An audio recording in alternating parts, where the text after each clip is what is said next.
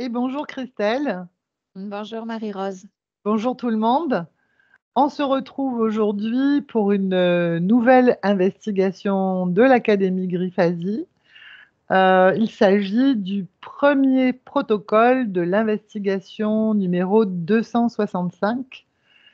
Et comme tu le sais Christelle, cette investigation est menée par plusieurs binômes dans plusieurs pays au même moment.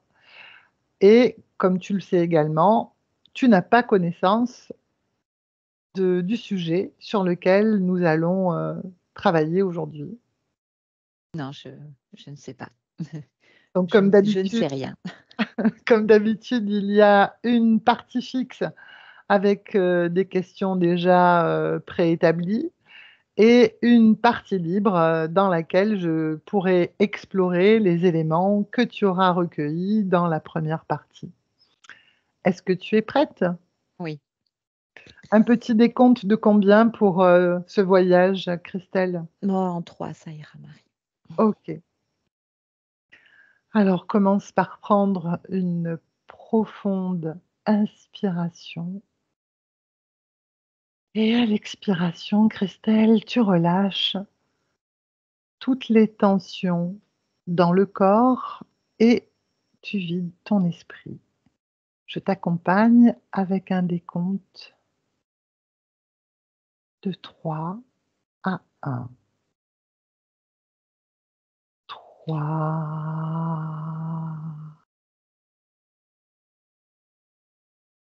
Complètement détendu. 2.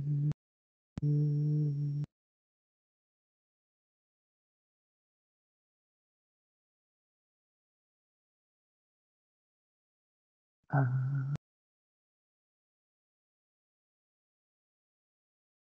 Comment te sens-tu, Christelle? Très bien. Maintenant, pendant que je compte de 1 à 3, connecte-toi avec les observations d'objets identifiés comme des drones présumés qui sont apparus dans le New Jersey et dans d'autres parties des États-Unis en décembre 2024. Et dis-moi ce que tu vois. 1, 2, 3.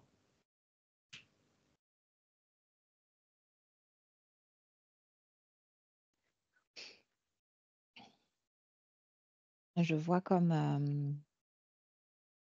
une nuée d'objets. Alors moi, ils m'apparaissent noirs. Mhm. On dirait comme des multitudes on dirait des araignées, en fait, en suspension. Ça fait comme un filet d'objets qui ressemblent à des araignées et qui font comme un dôme, comme Mhm. tu vois, un filet un peu arrondi comme ça. Il y a du bruit, j'entends du bruit, Quel genre de bruit tu entends? des sifflements, plutôt très aigus. Ok. Et ça se déplace. Ça se déplace et ça stagne à un endroit et ça continue à se déplacer Mhm. et ça restagne. C'est un mouvement saccadé. Ok. Perçois-tu d'autres choses dans ces observations?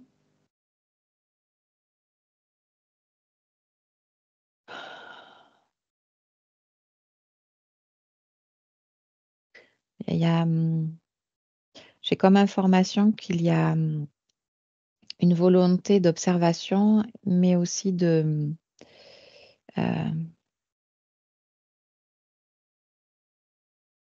de générer des fréquences, des basses fréquences. Mhm. C'est comme une expérience qui est menée. Mhm. Ok, Ouais, j'ai ça. très bien. Parfait. Quelles sont les fréquences que tu perçois? 1, 2, 3.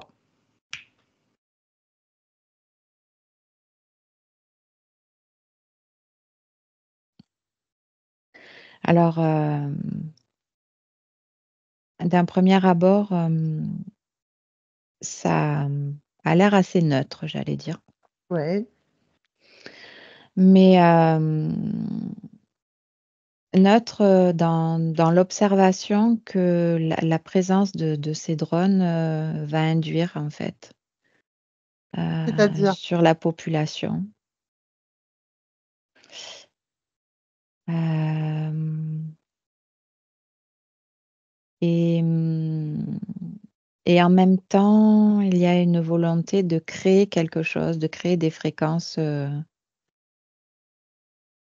Tu disais basse tout à l'heure, c'est ça? ouais, des fréquences Tu basses, peux, de tu peur peux. et d'étonnement, hein. Mm, mm. Mais il y a autre chose. Euh,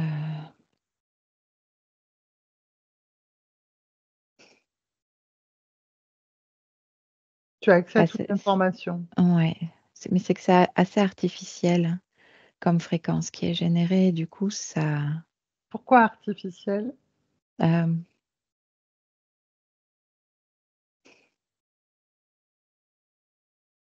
c'est comme si c'était une fréquence qui émanait d'une entité, d'un être. Mm. Mais en fait, c'est mécanique, c'est artificiel. Ok. Euh, Il y a comme une fréquence de pouvoir, Mhm, de, d'une volonté d'impressionner, euh, mhm. euh, oui, de s'imposer. Ok, très bien. Déconnecte de ça. Je passe à la question suivante. Christelle, dis-moi comment tu te sens déjà. Ça va, Ça va? ouais. Donc maintenant, observe ce phénomène par rapport au plan métaphysique et dis-moi ce que tu perçois.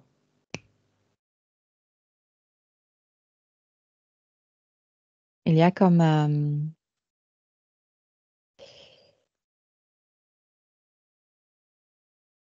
il y a comme des ficelles euh, qui sont tendues et qui sont attachées à chacun des drones Mhm, et qui se rejoignent en un seul point, comme, tu sais, comme une marionnette, mhm, comme si c'était euh, une marionnette sur le mhm. plan physique, qui était sous-tendue par des énergies sur le plan métaphysique. Et ces énergies, elles se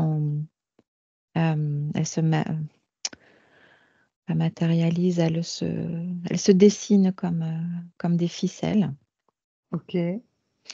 Et au bout, il y a une seule et même volonté, une seule et même intention qui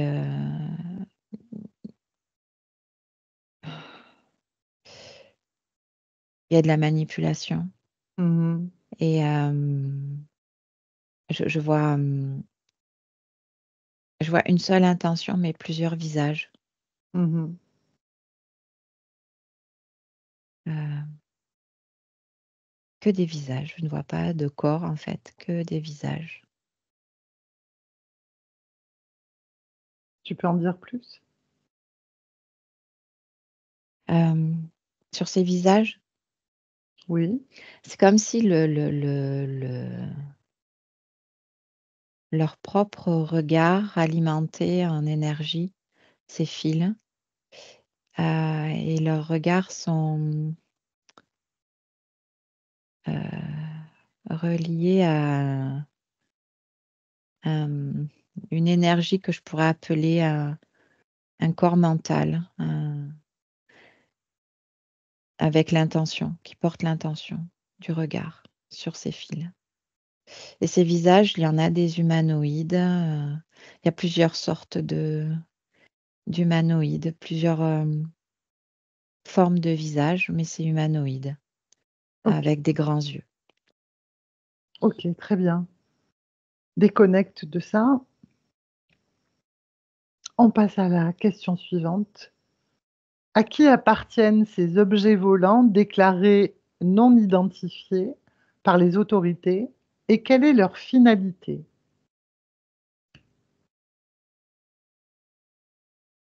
Alors moi, j'ai pas l'information comme quoi c'est non identifié par les autorités. Ah, moi. Euh, Ça, c'est ce qui est dit au public, hein, Mhm. mais c'est une expérience qui est connue des autorités. C'est une expérience. Euh, mais ils ne veulent pas en avoir la responsabilité. Mm. C'est une expérience qui est menée par des groupuscules privés Mhm. avec l'autorisation des autorités Ok. et leur implication secrète. Et Pour moi, j'ai concernant pas. la finalité? Alors la finalité, ce serait l'utilisation de tels mécanismes sur les populations. Mhm. Euh, Déjà appréhender un premier recueil de réactions et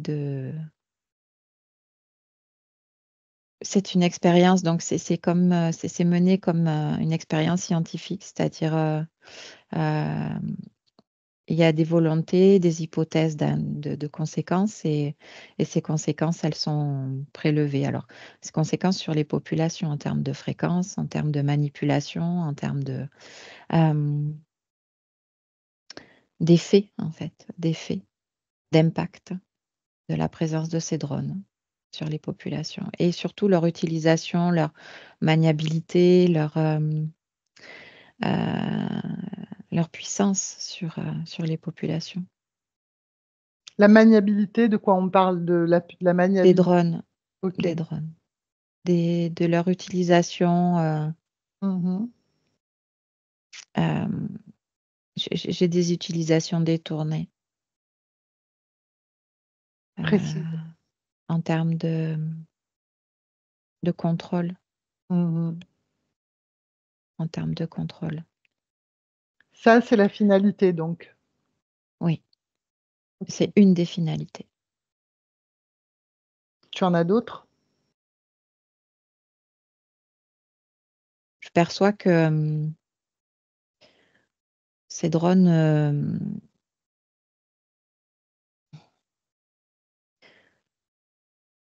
j'ai contrôle mental en Mm. information et pour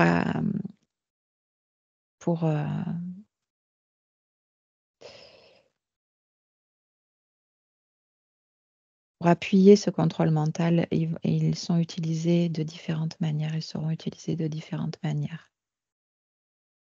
La population, elle pourrait, euh, on pourrait faire croire à la population que ces drones sont nécessaires ou à leur bien-être, à leur sécurité. Et, euh, et finalement, ça va servir à d'autres desseins. Mhm. Je veux dire que c'est encore un outil de manipulation. Mhm. Très bien. Déconnecte de ça. On passe à la question suivante. Maintenant, décris-moi la technologie de ces engins volants à mon 3. 1, 2, 3.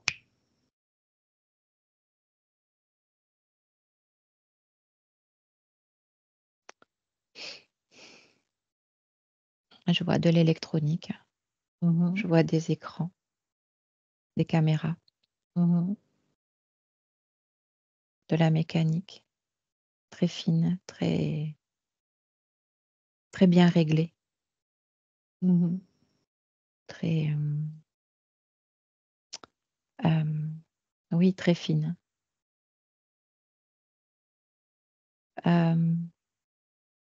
Une forme d'intelligence autonome, Mhm. une IA. Une IA qui peut en contrôler un et plusieurs en même temps. Mhm. Donc de l'informatique, bien sûr. Un système de communication entre drones. Mhm.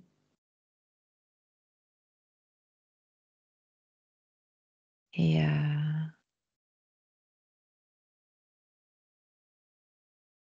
et des commandes à distance. Du contrôle à distance de ces drones. C'est une technologie humaine?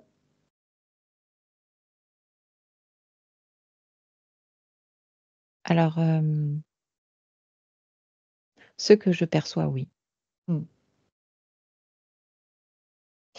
Mais j'ai l'information comme quoi il en existe avec des technologies extraterrestres par voie de rétro-ingénierie Mm.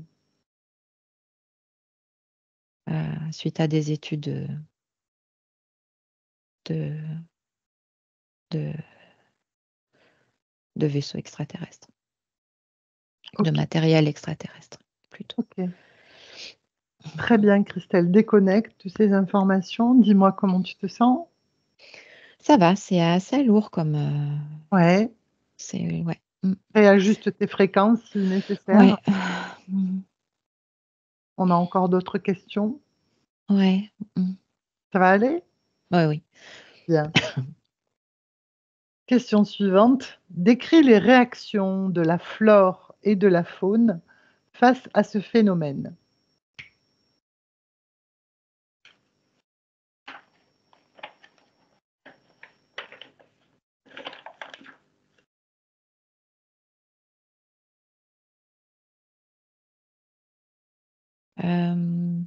Alors, j'ai rien de particulier, Mhm. si ce n'est un déséquilibre, si ce n'est que ces drones génèrent un déséquilibre dans le champ magnétique. Mhm. Et, et c'est ainsi qu'il y a un impact sur la faune et la flore. Mhm. Avec quelles conséquences pour la faune et la flore, justement?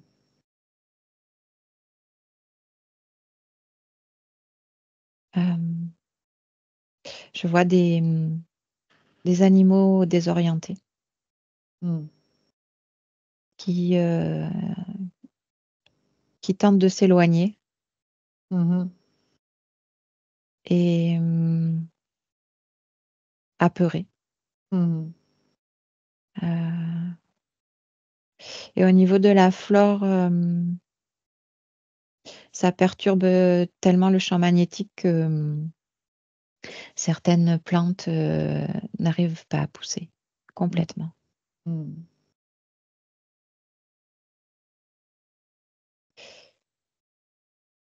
Ouais. Ok, très bien.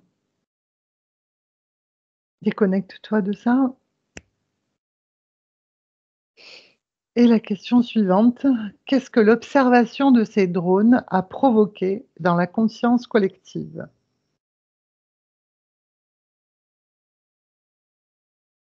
Alors, j'ai fascination Mhm. en première information. Mhm. Une sorte de fascination et de... euh, comme si,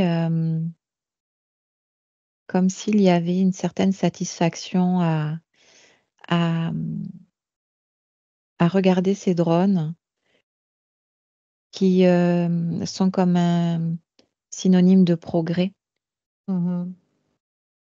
de progrès euh, et de progrès au service de la population. C'est ce que j'ai dans la conscience collective.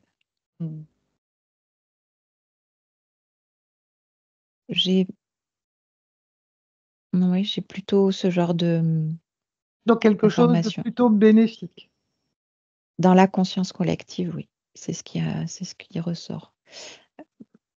Il y a de l'appréhension, mais pas en pourcentage, ça n'a rien à voir avec Mhm. la fascination et l'envie d'aller plus loin, de voir ces drones agir autrement, découvrir leur spectre d'action et au profit de la population. Mais c'est ce qui est, ça fait partie de l'intention, hein. Mhm. Pour Ok. l'instant, la peur et l'appréhension et la méfiance en pourcentage dans la conscience collective, pour moi, c'est pas assez significatif. Ok. Très bien. Déconnecte de ça. Autre question, existe-t-il un lien entre le phénomène des drones mystérieux et les accidents d'avion survenus dans le ciel de plusieurs pays en décembre 2024? Oui, non ou seulement partiellement? Alors, moi, j'ai pas pour tous, mais effectivement, Hmm. il y a une relation avec les drones sur certains crashs. Mhm. Qu'est-ce que tu Mais pas que perçois des sur crashs, je vois des dysfonctionnements, des perturbations. Mhm. C'est comme si l'énergie générée par ces drones et dont ils ont besoin finalement créait une fissure dans le champ magnétique, mais vraiment c'est assez perceptible Mhm. et, euh, et ça a pu générer des dysfonctionnements sur le plan de l'aviation, sur Mhm. des machines Sur sur l'électronique de l'aviation? l'électronique et je vois aussi la mécanique, Hmm. comme si certaines pièces n'étaient pas assez. Ça vient perturber des pièces de l'avion. Ok, ok, très bien. On a fini avec les questions fixes. Dis-moi comment tu te sens, Christelle? Ça va. Déconnecte de... Et on va reprendre certains points que tu as évoqués dans la question sur le plan métaphysique. Tu parlais de ficelles qui étaient tendues, attachées au drone comme une forme de marionnette. Qui Ouais. est au bout des ficelles? Qui tient les ficelles? Moi, je te dis, je vois comme des visages, plusieurs visages, un groupe de visages. Mhm. Et tu parlais d'humanoïdes. Oui, c'est des visages essentiellement humanoïdes. Ok. Et Euh, oui, vas-y.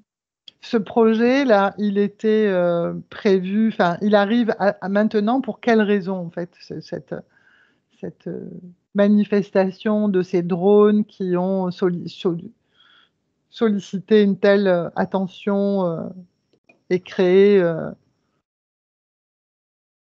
C'est la suite logique.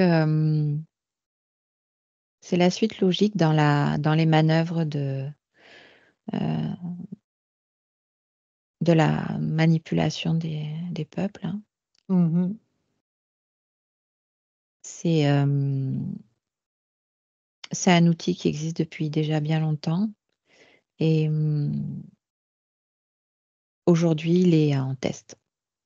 Ok. Ils Donc sont tu parles. passés à cette phase de test. Ok. ce, ce test, justement, tu parlais du fait qu'en termes de technologie, il y a donc une collaboration entre des groupes privés, tu disais, et des entités, c'est ça? Oui, Et tu parlais du fait que ça a généré on parlait des conséquences pour la faune et la flore. J'aimerais que tu regardes les conséquences au-delà de ce qui, de la fascination, etc., puisqu'il y a un déséquilibre dans le champ magnétique. Quelles conséquences pour les humains dans ce champ magnétique par rapport à ça?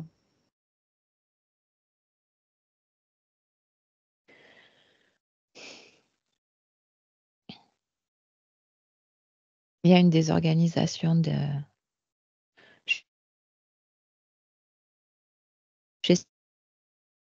de leur corps subtil. Mhm. Et euh, c'est un moyen d'atteindre certaines fragilités. C'est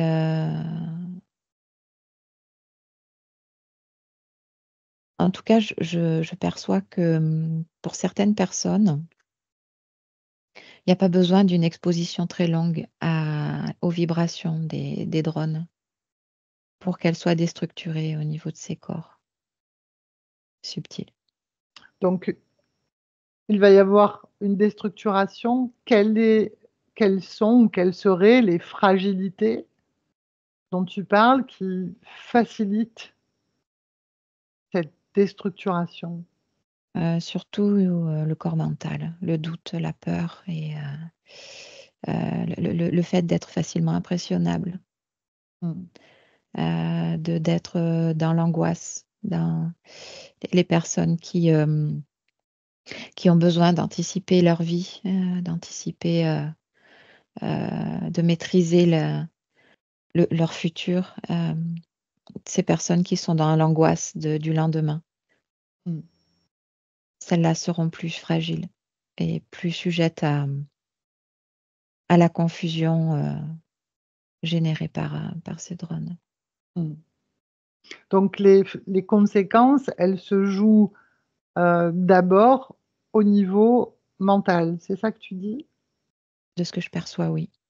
Est-ce que cette fissure, enfin, les conséquences dans le déséquilibre dans le champ magnétique a aussi des conséquences dans,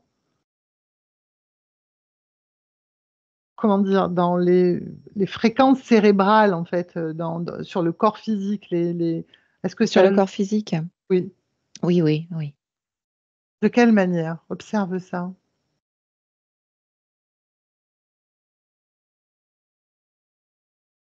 C'est comme si le flux électrique dans le cerveau était altéré. Et Mm. il y a certaines zones qui auront du mal à être activées. Et Mhm. il y a,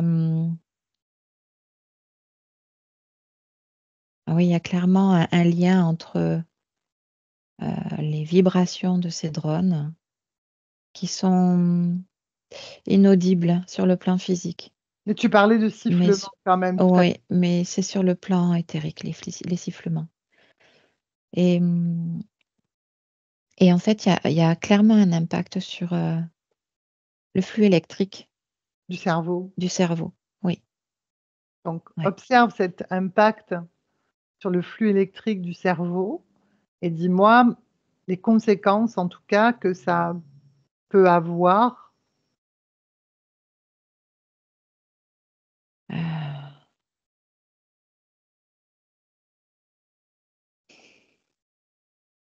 alors, c'est c'est une phase, c'est clairement un test pour trouver de quelle façon, par l'intermédiaire de ces drones, il est possible de de modifier le champ électrique du cerveau pour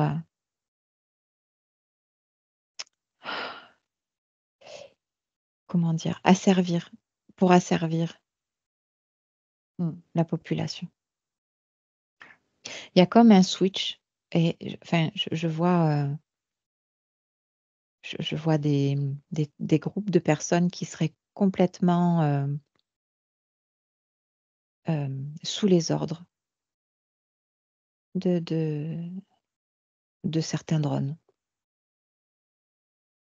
Quand tu regardes ça, déjà dis-moi comment tu te sens, Christelle, là, Euh, à observer ça. c'est assez étonnant.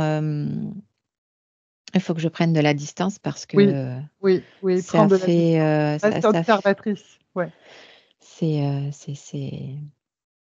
Qu'est-ce que c'est digne d'un mauvais film de science-fiction. Mais oui, effectivement, ça c'est ce qu'ils recherchent en fait, vraiment d'altérer de trouver sur le plan physique comment altérer ce flux électrique. Et justement, ces personnes qui ont leur que corps tu disais mental tout qui n'est à pas l'heure. assez protecteur, Mm. qui est défaillant. C'est ce que tu disais, ceux qui ont déjà une faille de ce point de Mm. vue-là, Oui, réceptive à ce type de flux, en fait. ouais, cette vibration atteindra, atteindra le cerveau. Mm. Et donc, pendant que tu observes ça, si on reste sur ce focus-là, euh, la partie subliminale sera-t-elle de la même manière affectée par cette situation ou pas? Reste observatrice, hein, Christelle. Alors certaines oui, d'autres non.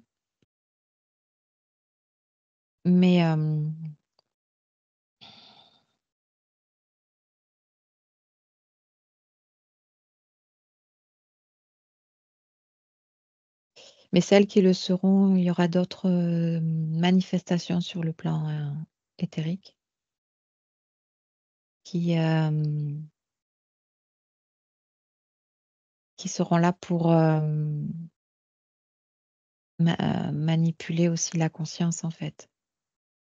Hmm. Et Donc, tu auras un travail sur 2 niveaux, c'est ça? ouais, ouais, ouais, ouais. Mais leur intention est sur le plan physique. C'est c'est comme si à partir du moment où il y a un contrôle du corps physique, euh, là, c'était, enfin, en fait, c'est ce qu'ils cherchent, c'est le plus important dans ce test. Dans quel Dans but, ce- en fait, ce contrôle? de contrôler les Pour en corps, faire quoi? Pour faire quoi, au final? pour en faire des esclaves, franchement, je vois comme si d'un coup ça switchait et, et plusieurs personnes se rassemblent pour faire la même action. C'est c'est du contrôle, quoi. C'est du contrôle physique. Hmm. Et Les la personnes, conscience n'a plus la main, en fait, là. C'est comme s'il y avait, ils recherchaient à couper, en fait, la la connexion communication entre, entre ouais, la conscience et le corps et physique. le corps. Ouais. OK. Les personnes physiques, du coup, sont-elles conscientes de ça ou pas, d'être manipulées, contrôlées ou pas? Observe ça. Non, Pas du tout. non. Il y a des absences, en fait. C'est Mmh. quand ça déswitch, elles sont à garde et euh, voilà, il y a un instant qui manque, Mmh. et une perte de mémoire sur ce qui s'est passé. OK. Déconnecte de ces informations, Christelle, Ouais. déconnecte. Mm. Dis-moi comment tu te sens. Ça va, Réajuste ça va. tes fréquences. Ouais, je réajuste. Ouais, réajuste et tu parlais également de... Alors, un instant. Euh,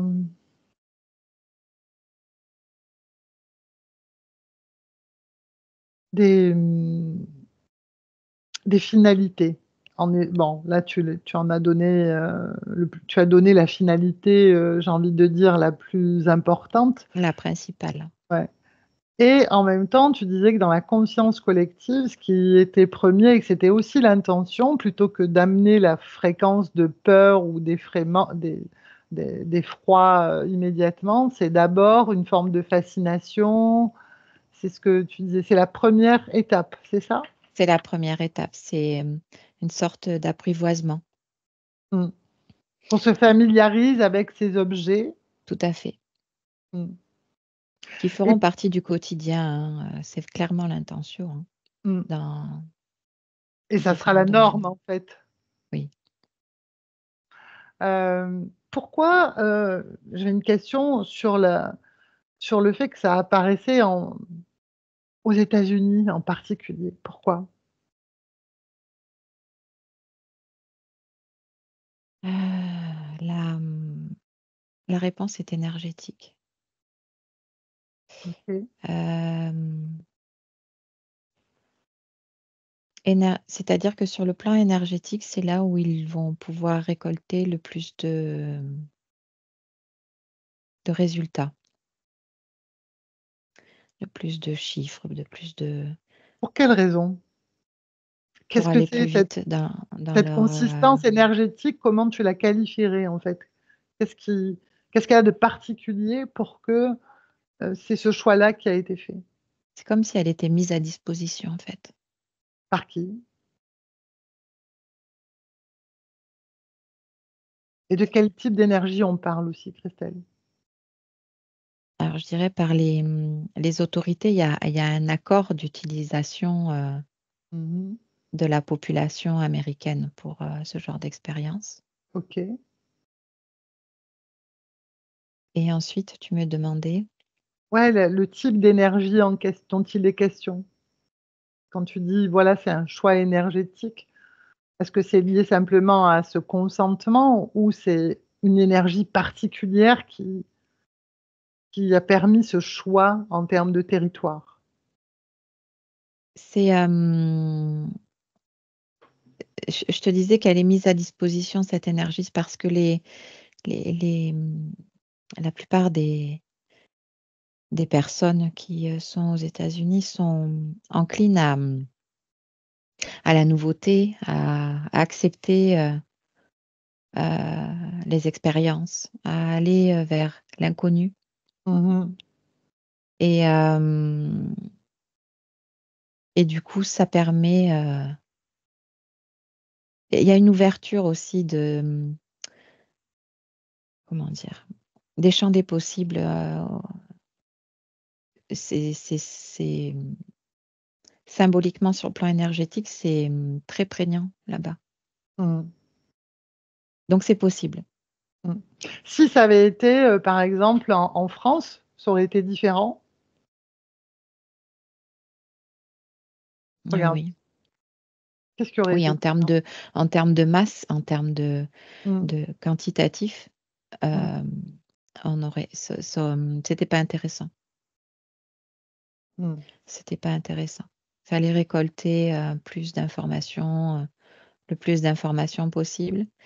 Il y a il y a aussi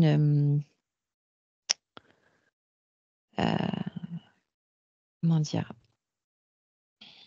une volonté d'utiliser les États-Unis, ce grand pays, comme le précurseur, euh, le, De nouvelles de technologies, nouvelles technologies, oui, puis il ouvre voilà, le pas en fait. ouais, utiliser sa notoriété, sa puissance mondiale. Mmh. Du coup, quand tu parlais de fascination, de satisfaction à regarder, est-ce qu'on parle de la population, de la conscience collective de ce pays-là? Ou est-ce que ça a aussi amené la même fascination des autres pays qui ont eu connaissance de de ce qui se passait, en fait? Est-ce que ça a aussi amené la même fascination, la même satisfaction à regarder, que tu décrivais tout à l'heure? Alors en termes de proportion, c'est bien sûr aux États-Unis que, c'est là où, la source, Première. première qui alimente, cette conscience collective. Mais effectivement, via les réseaux et via, les communications, de toutes sortes, ça a généré aussi la même chose ailleurs et ça alimente cette même conscience collective, mais, de façon moins, je vois que le flux est quand même moins important. OK. Bien. Y a-t-il, d'autres informations qui te viennent par rapport à ce phénomène, d'objets, identifiés comme des drones?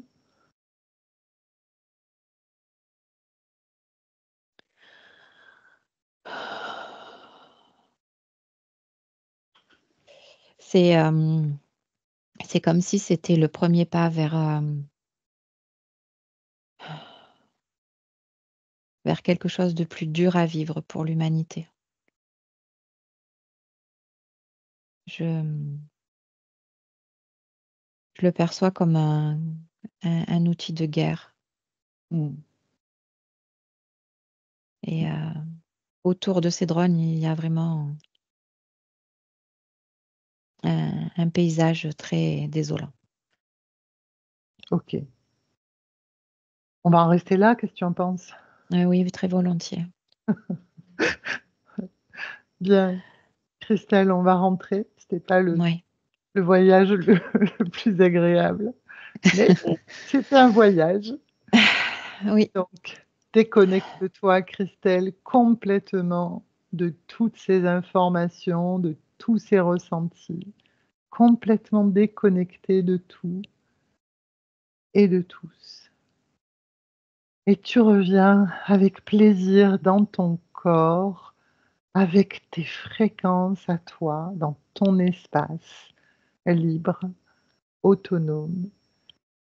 Et dans ce corps, tu vas faire circuler ces fréquences les plus douces pour toi, les plus agréables, celles qui vont te permettre de terminer cette journée avec entrain, enthousiasme, légèreté. Et ces fréquences se diffusent dans chaque atome, chaque organe, chaque partie de ton corps. Et elles produisent une sensation de bien-être profond, intense. Tu te sens dynamique et merveilleusement bien. Et quand tu es prête, tu peux ouvrir les yeux.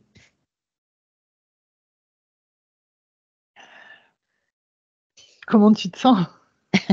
ça va. Ça va, merci. Bien, très intéressant, Ouais. très intéressant. Alors désolée, hein, et sûrement, on voit mon chat de temps en temps qui vient qui vient monter sur le bureau et qui se manifeste. Bon bref. Donc merci à tous. On vous salue et à bientôt. À Au bientôt. revoir. Au revoir. Au revoir. Benvenuto a questo nuovo video di Disclosures. Oggi parliamo della cosiddetta sessione di ipnosi investigativa. In realtà non esiste una sessione di ipnosi investigativa.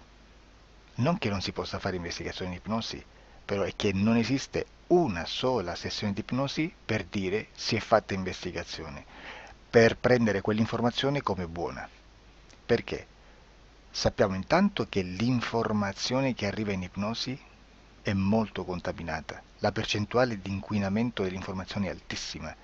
Pensate a questa informazione che viaggia per tantissime dimensioni, attraversa densità, passa per coscienze che volontariamente o involontariamente possono distorcerla e poi arriva infine alla persona che sta in ipnosi, che ha una coscienza, ha una mente, ha un'esperienza e interpreta questa informazione secondo la sua struttura mentale, secondo le sue credenze, che per quanto si possa essere più o meno liberi mentalmente, liberi pensatori, sempre c'è una parte subliminale che interpreta in base all'educazione ricevuta, alla cultura e, perché no, anche tutte le esperienze di esistenze passate che ancora lasciano un segno in noi.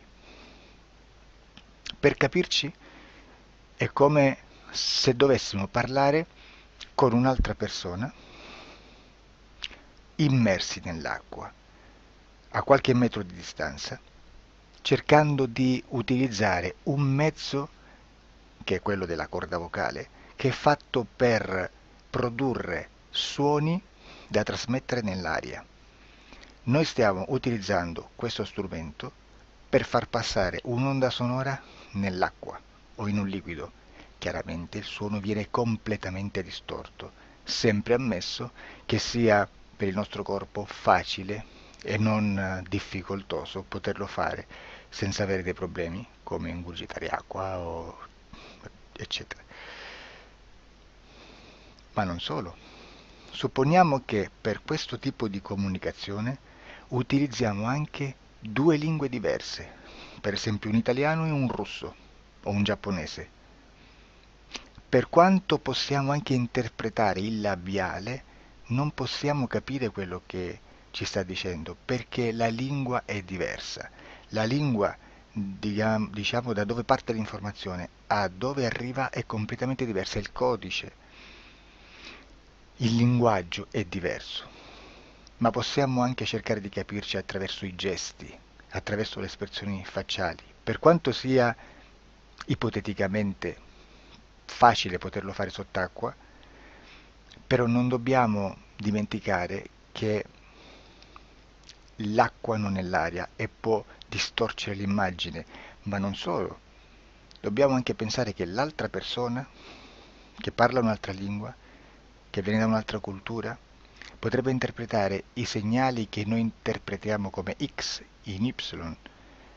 Per noi un sì è abbassare la testa dall'alto verso il basso, per esempio, sì, e il no da sinistra verso destra, no. In alcuni paesi orientali, come le Filippine credo o qualcun altro, utilizzano esattamente gli stessi segni, ma al contrario. No, sì. Immaginate due persone di queste due culture che stanno cercando di comunicare in maniera così difficoltosa e alla fine non gli rimane altro che interpretare il linguaggio corporale. Sì, che per l'altro invece no. Cosa voglio dire con questo esempio estremo? Che l'informazione da dove parte a dove arriva viene completamente deformata. Non sappiamo esattamente quale percentuale perché ogni situazione è a sé stante, però la percentuale di inquinamento, di distorsione, di contaminazione di questa informazione è assolutamente alto. Quindi fare una sessione investigativa, mettere una persona in ipnosi e chiedere di Tizio Caio Sempronio di una situazione o chiedere certi dati è assolutamente controproducente, è assolutamente inutile. Quindi vi chiederete cosa fate allora voi quando fate ipnosi, quando fate delle domande, quando cercate delle risposte e con queste informazioni che vi arrivano lavorate sulla situazione esoterica del cliente. Beh, non facciamo altro che recuperare questa informazione solamente per arrivare al problema del cliente e poi lavorarci. Quindi il valore dell'informazione non è quello di un'istruzione, quello di memorizzare dei dati e di prenderli per buoni, ma è un veicolo di movimento, di trasporto verso la causa del problema per poi lavorarci. Quindi lo scopo di questo tipo di informazione che si prende dalla singola sessione è completamente un altro. Come si fa quindi? Investigazione in ipnosi. Il lavoro non è semplice, il lavoro è lungo, difficoltoso, stancante. È necessario farlo anche in squadra perché bisogna moltiplicare il numero di sessioni da fare e una sola persona potrebbe farlo soltanto in un tempo estremamente largo. Noi abbiamo delle informazioni che prendiamo ormai per buone, ci lavoriamo, danno dei risultati, quindi per noi sono buone. E come abbiamo fatto ad avere queste informazioni? Per esempio, come facciamo a sapere che un extraterrestre chiamato il cosiddetto grigio è più o meno alto X, poi ci sono magari quelli anche un po' più alti, ma hanno un corpo strano, hanno una pelle grigio-verde, hanno degli occhi grandi a mandorla, neri, senza una pupilla visibile, non hanno quasi bocca, né naso, né orecchie, hanno soltanto delle fessure, non hanno organi genitali, hanno degli arti molto più lunghi rispetto alla proporzione che potrebbe avere il corpo umano, e di solito hanno meno dita delle 5 del corpo umano, eccetera, eccetera, eccetera. O se prendiamo un altro tipo di essere che possiamo incontrare in ipnosi, come facciamo a dire che hanno delle somiglianze con i rettili, gli animali rettili terrestri, o gli invertebrati, gli insetti terrestri? Perché? Perché siamo sicuri di questa informazione e ci lavoriamo, e quando ci arriva la prendiamo già per buona, nonostante sia anch'essa contaminata.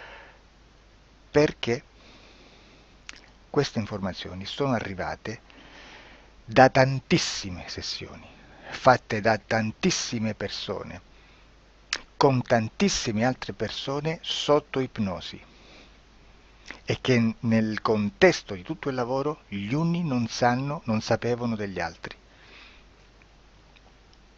Questo dato può essere più o meno rilevante, sempre c'è contaminazione, e quindi possiamo prendere per buono anche un gruppo di lavoro dove l'uno possa sapere dell'altro.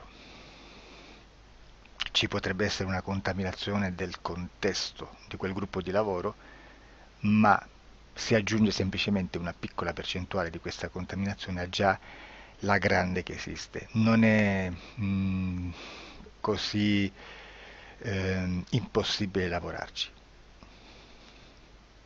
Da tutte queste sessioni, da questo grande numero di sessioni, migliaia, diciamo migliaia, noi prendiamo solamente quell'informazione che è uguale a tutte, che è in comune a tutte, o a quasi, perché magari qualcuna ci potrebbe essere niente in comune per una fortissima contaminazione, perché no? Ma dobbiamo prendere una stragrande maggioranza, proporzionalmente abnorme rispetto a quello che potrebbe essere un minimo di scartabile, e lì possiamo prendere per buona questa informazione. Quindi se noi su 10.000 persone diverse, con operatori anche diversi, in cui in ogni sessione vediamo un essere che più o meno ha le stesse caratteristiche del grigio o dell'insettoide, a forma di mantide religiosa, o il rettile a forma di lucertola, per esempio, di serpente o di quello che sia, o se vediamo il pianeta Marte più o meno di colore rosso, o se vediamo dei sotterranei eterici, non fisici, nel sottosuolo terrestre, soprattutto sotto le grandi città, dove c'è concentrato molto potere, molta energia di questo tipo, e chi più ne ha chi più ne metta. Se vediamo degli impianti che hanno certi tipi di funzioni, certi tipi di forme in certe parti del corpo, e questa informazione la ritroviamo tutta o quasi in tutte le sessioni fatte, eseguite, realizzate da tanti anni a questa parte, significa che quella è una informazione affidabile. E vi posso garantire che stiamo parlando di una percentuale bassissima. Su un 100% staremo, credo, forse più in basso di un 2-3%. Immaginate, tutto il resto è spazzatura, è informazione spazzatura. Sì, spazzatura.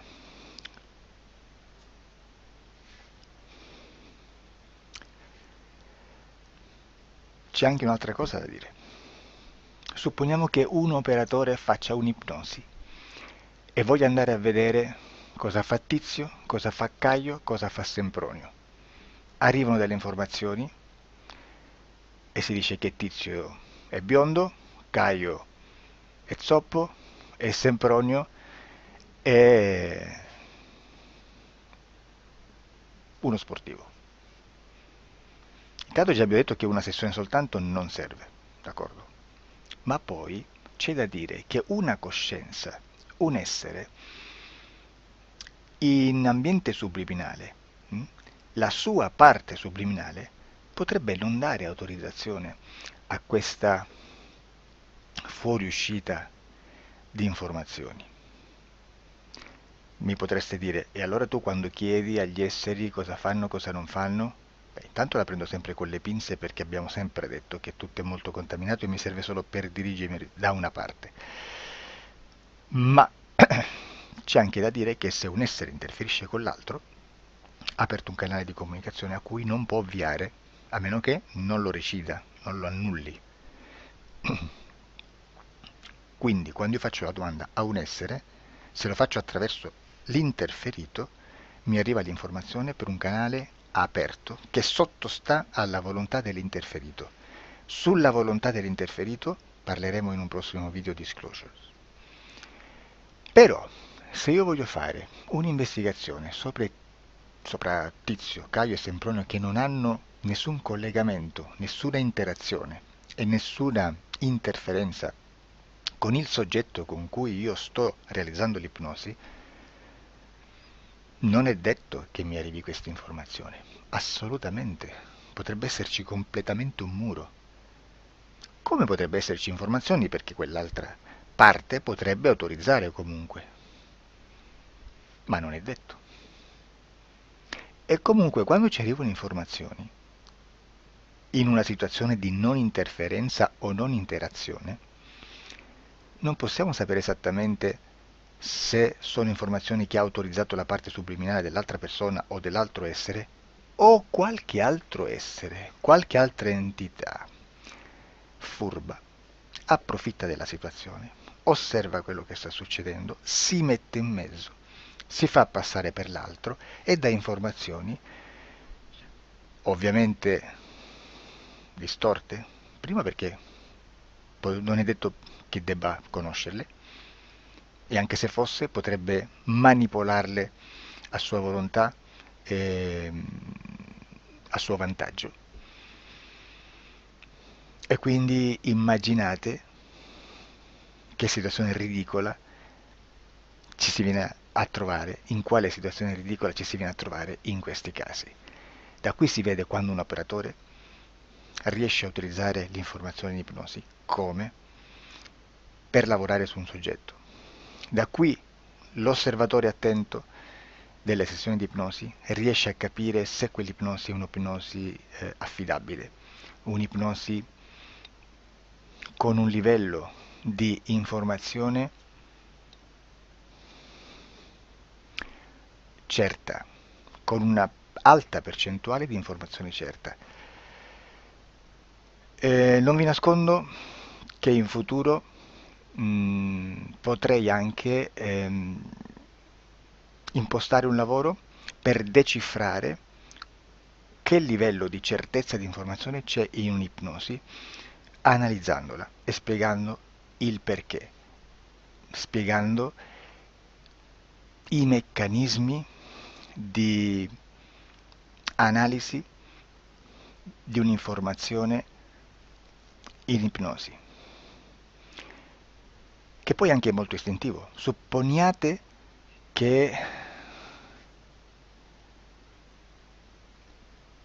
che dobbiamo cercare un'informazione su internet, per esempio un fatto di cronaca. Voi preferite mettervi su un sito ufficiale? A caso. L'ANSA in Italia, ADN Kronos, qualche telegiornale che per quanto possano manipolare l'informazione ad alti livelli, comunque possiamo dare affidabile la fonte dell'informazione che viene trasmessa. Non possono trasmettere una bufala sicuramente. Verrà sicuramente manipolata ad altri livelli. Ne parleremo in altri video, ma a livello base la fonte è certa. Sicuramente non andrete a cercare questa informazione sul primo sito, il primo blog che vi passa davanti e magari ha 4 followers.